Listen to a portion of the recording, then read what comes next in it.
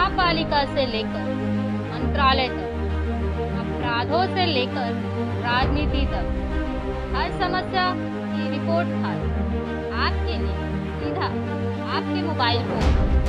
आप देख रहे हैं नया सवेरा न्यूज। आज ठाण्यामध्ये महिलांना 50% आणि त्याचबरोबर ज्येष्ठ नागरिकांना 100% सवलतीचा जल्लोष कार्यक्रम होतोय, पण मात्र आपल्या भाजपचं कुठेही नाव आम्हाला दिसलं नाही। कुठलाही कार्यकर्ता आम्हाला त्या ठिकाणी उत्सुक दिसत नाही। काय वाटतं? हा निर्णय जो आहे तो अतिशय स्वागतार्ह आहे।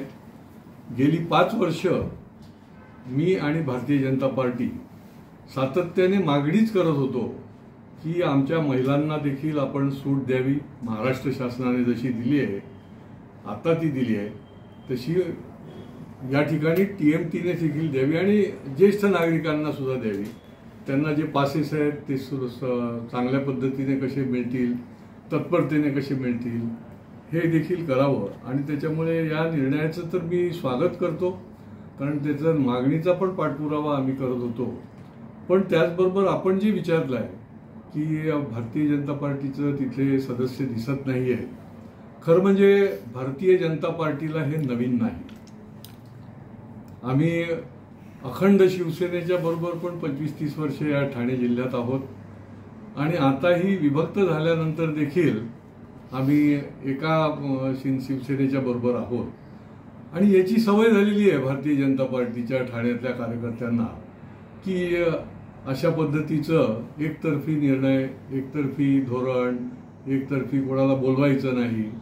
परंतु खरं सांगायचं झालं तर खरं म्हणजे मी प्रतिक्रिया देणार नव्हतो, परंतु सहनशक्तीला पण काही मर्यादा असते आणि भारतीय जनता पार्टीचा कार्यकर्ता जो आहे तो अत्यंत स्वाभिमानी कार्यकर्ता आहे आणि वेळोवेळी प्रत्येक ठिकाणी आपण अशा पद्धतीने डावलण्याचं, अशा पद्धतीने त्याच्यामध्ये राजकारण करण्याचं, म्हणजे असं झालं ना कि मुंह में मोदी जी का नाम और थाना में भारतीय जनता पार्टी बेनाम, भारतीय जनता पार्टी का कहा नाम ही नहीं चाहिए, अशा पद्धतीची जर भूमिका असेल तर हे भारतीय जनता पार्टीला पटणार नाहीये। कार्यकर्ता जो आहे तो एका निष्ठेने, एका विचाराने काम करत असतो इतक्या वर्षापासून।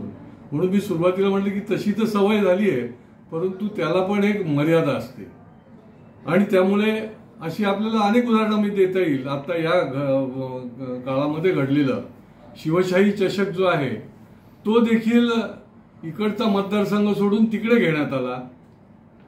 सांस्कृतिक खात्याच्या माध्यमातून चित्रकलेचा जी स्पर्धा होते ती स्पर्धा देखील त्या भागामध्ये घेण्यात आली, कोपरी पाचपाखाडीमध्ये। आम्ही स्वागत करतो, मुख्यमंत्र्यांचं शहर आहे, त्यांनी त्यांच्या इथे, परंतु कुठेतरी आता या ठिकाणी हायलँडमध्ये महारोजगार मेळावा देखील ठरला होता। तो हायलँड मतदारसंघ जो आहे तो भारतीय जनता पार्टीच्या याच्यात आहे, मग तो तिकडनं दुसरीकडे नेण्याचं काही कारण नव्हतं, तो देखील नेला। आता जाणता राजाचे प्रयोग देखील या ठिकाणाहून दुसरीकडे नेण्याचं चाललेलं आहे। तुमची नोकरशाही हतबल आहे, मग महापालिका असेल, जिल्हा अधिकारी कार्यालय असेल, जिल्हाधिकारी असतील, आणि त्याच्यामुळे खरं म्हणायचं झालं तर म्हणजे बोलत राहायचं की युतीचा धर्म पाळला पाहिजे आणि प्रत्यक्षामध्ये दुसरंच करायचं आणि असं निवडणुकीच्या तोंडावर अशा पद्धतीने डावलणं, एखाद्या परिवहनच्या एवढ्या चांगल्या निर्णयामध्ये शेवटी सर्व घटकांना बोलवणं हे आपलं काम आहे आणि या लोकसभा निवडणुकीच्या तोंडावर त्याच्यामुळे हे बरोबर नाही। भारतीय जनता पार्टीला अशा पद्धतीने अपमानित केलेलं चालणार नाही, परवडणार नाही। भारतीय जनता पार्टीचा कार्यकर्ता सहन पण करणार नाही आणि त्याच्यामुळे त्या ठिकाणी त्यांनी त्या अशा पद्धतीने डावलणं जे आहे त्याचा अशा पद्धतीचा विचार जो आहे तो सोडून द्यावा।